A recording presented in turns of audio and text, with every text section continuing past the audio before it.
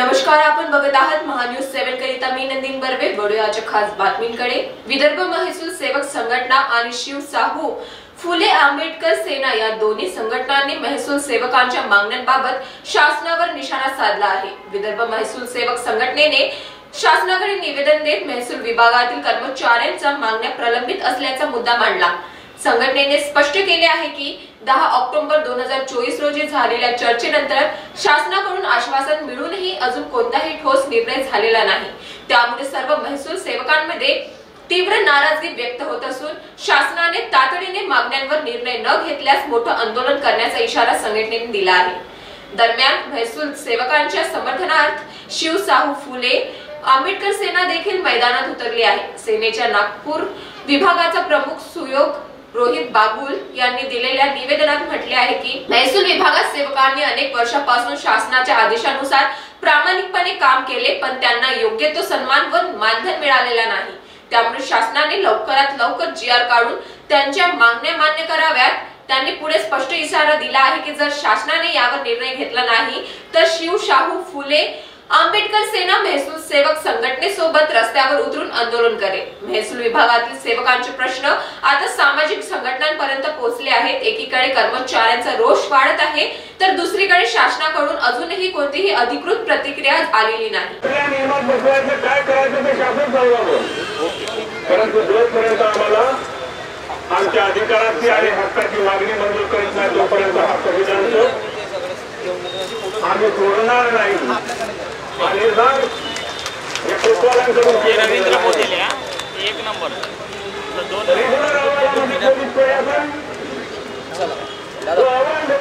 Start करायचं. एक minute आहे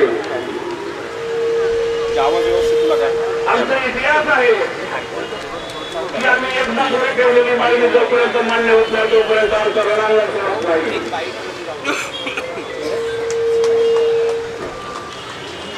या ठिकाणी इथे हे जे आमरण अन्नत्याग आमरण उपोषण सुरू आहे हे किती दिवसापासून सुरू आहे आणि तुमची मागणी काय आहे? उपोषणाला बसले आहे तेव्हा आणि यामध्ये सहभाग कोणी कोणी केला आणि तुमचं नाव आणि इंट्रो सगळ्यात आधी द्या. मी योगेश भाऊराव सेडमाके, राज्य उपाध्यक्ष महाराष्ट्र राज्य महसूल सेवक संघटना आणि विदर्भ महसूल सेवक संघटना ह्यांच्या संयुक्त विद्यमाने हे आंदोलन गेल्या 32वा दिवस आहे. हा 22 दिवस आम्ही साखळी उपोषण आंदोलन केलं आणि त्या 22 दिवसामध्ये शासनाला कुठलाही घाम फुटला नाही. इथं असणाऱ्या नागपूरचे महसूल मंत्री, नागपूरचे मुख्यमंत्री ह्यांचा कुठलाही आम्हाला प्रशासकीय बैठकीचा कुठलाही बुलावा आलेला नाही. त्याच्यामुळं गेल्या 10 दिवसापासून म्हणजे 4 तारखेपासून आम्ही संविधानिक पद्धतीचं अन्नत्याग आंदोलनाचे हत्यारूप असलेलं आहे. या आंदोलनाच्या मागची तुमची मागणी काय आहे? या आंदोलनामध्ये आमची एकच मागणी आहे, चतुर्थ श्रेणी. चतुर्थ श्रेणी जर तुम्हाला येत नसेल तर साधारण एक वेतन श्रेणी देता येते, जी प्रशासनानं त्याचा अभ्यास करण्यामध्ये गेली 65 वर्ष घालवली आहे.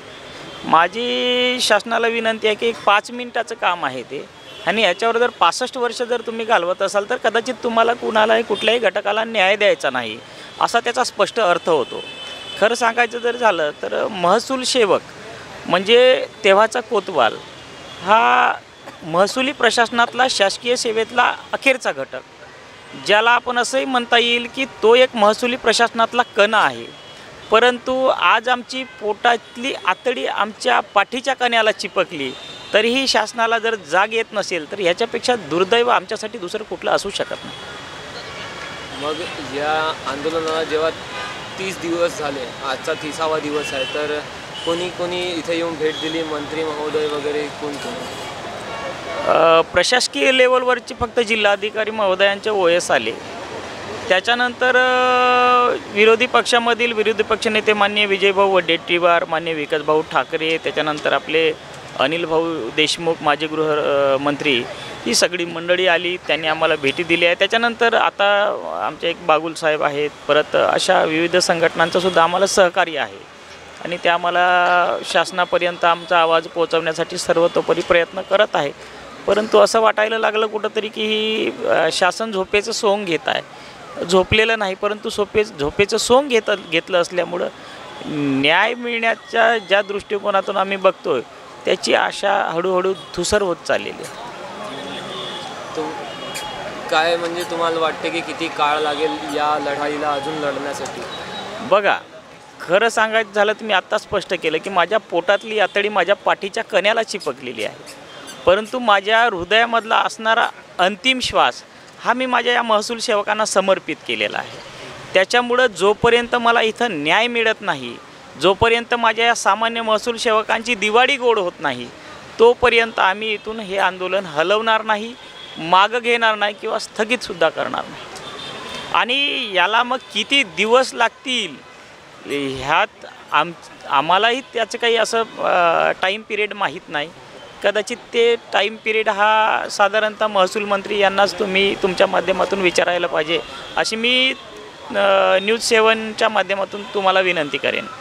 आणि सर, हे जे आंदोलन आहे एवढं तीव्र झालेलं आहे, एवढे लोक आलेले आहे, हजारोनी लोक तुम्हाला जॉईन झालेले आहे, तुम्हाला करून राहिलेले आहेत, सपोर्ट करत आहे.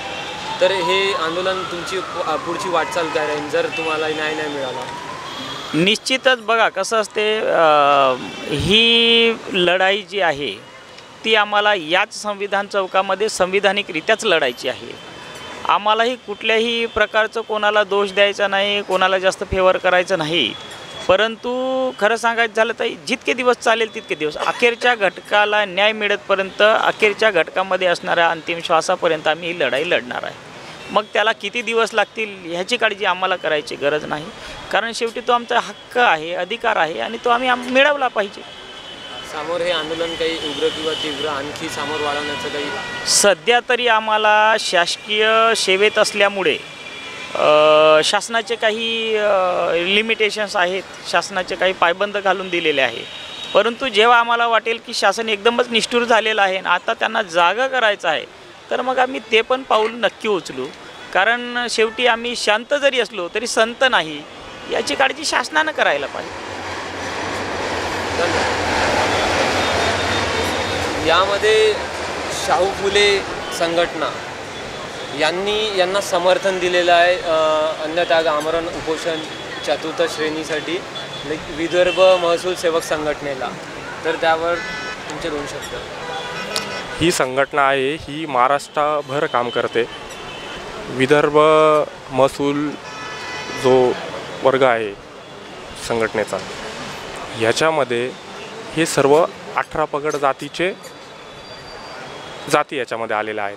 ठीक आहे, तर याच्यामध्ये मला एक प्रश्न पडतो की सरकारला ह्या सर्व संघटनांचे, या कर्मचाऱ्यांचे वोट आवडतात. जेव्हा यांना सांगितलं जातं, त्यांना चुकीचे गोष्टींचं समर्थन केलं जातं, तेव्हा की तुम्हाला आम्ही निवडून आल्यानंतर तुम्हाला तुमची जी मागणी ती पूर्ण करू, तुम्ही आम्हाला दिलासा दिला जातो. आणि जेव्हा निवडून येतात तेव्हा हे या संघटना यांना कसे विसरता, हा प्रश्न मला पडलेला आहे. याच्यामध्ये मला एक मोठा प्रश्न पडलेला आहे की नागपूरमध्ये एवढे मोठे मंत्री असताना, महाराष्ट्र चालवणारे मंत्रीच नागपूरमध्ये राहतात, मग ते या संघटनांकडे दुर्लक्ष कसे करू शकता, हा प्रश्न मला पडलेला आहे. मी तर नाशिकवरून आलेलो आहे. मला जेव्हा कळलं की इथे आंदोलन होत आहे, खूप मोठा वर्ग याच्यामध्ये कर्मचारी वर्ग इथे जमा झालेला आहे, तर नागपूरमध्ये असलेल्या महाराष्ट्राच्या मुख्यमंत्र्यांना ही गोष्ट कशी कळू शकत नाही, याचा मला मोठा प्रश्न पडलेला आहे. महाराष्ट्रातील मुख्यमंत्र्यांनी यांच्या मागणीकडे लक्ष द्यावे, नाहीतर शाहू फुले आंबेडकर सेना शेवटच्या क्षणापर्यंत या संघटनेला पूर्णपणे पाठिंबा देत आहे. तरी यांच्या मागण्या लवकरात लवकर पूर्ण करून यांना त्यांच्या जेवढ्या मागण्या आहेत त्या द्यावा. याच्यामध्ये जर काही प्राणहानी झाली तर याची पूर्ण जबाबदारी ही महाराष्ट्र शासनाची असेल. हे जे आमरण अन्नत्याग उपोषण सुरू आहे मागील 30 दिवसांपासून, जसं सरांनी सांगितलं, चतुर्थ श्रेणीमध्ये तुमची मागणी आहे. या मागणीमध्ये 30 दिवस चालले गेले, पण अजूनपर्यंत काही न्याय मिळालेला नाही किंवा त्यांच्याकडनं काही आलेलं नाही सामोरं. तर मग याच्यासाठी तुम्ही समोरचा लढा काय? जोपर्यंत चतुर्श्रेणी मिळत नाही तोपर्यंत आमचं आंदोलन हे चालूच ठेवणार आहे. आम्ही लढा आज संबंधित राज्याचे महसूल मंत्री बावनकुळे साहेब हे काल आम्हाला भेटले असता त्यांनी सांगितले की तुमच्या आज पेंडोला भेट देणार आहे तोपर्यंत आज बघू, आता दिवस मावळेपर्यंत 6पर्यंत आले नाही तर उद्यापासून आमचे आंदोलन दिशा तीव्र असेल. समोरची तुमची वाटचाल काय आहे? हे जे आंदोलन आहे आता शांत स्वरूपात आहे, हे उग्र होऊ शकते? उग्र होऊ शकतं आंदोलन.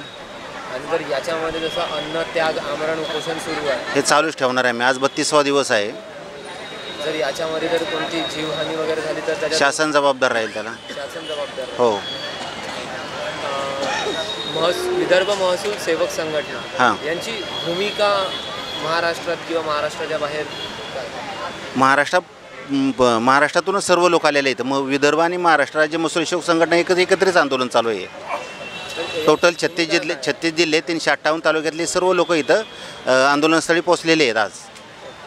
याची म्हणजे भूमिका काय आहे? महसूल चतुर्श्रेणी मिळण्याचीच भूमिका आहे आमची. दुसरी भूमिका काय आहे आम्हाला? म्हणजे त्यांची मदत वगैरे चतुर्थ श्रेणी ही मिळाल्यानंतर मग चतुर्श्रेणी मिळाल्यानंतर शासन निर्णय तर सर्वांना स्वागतच राहील ना. व्हिडिओ जर्नलिस्ट अनुराग शिंदे सोबत नंदिनी बर्वे, महान्यूज 7 नागपूर.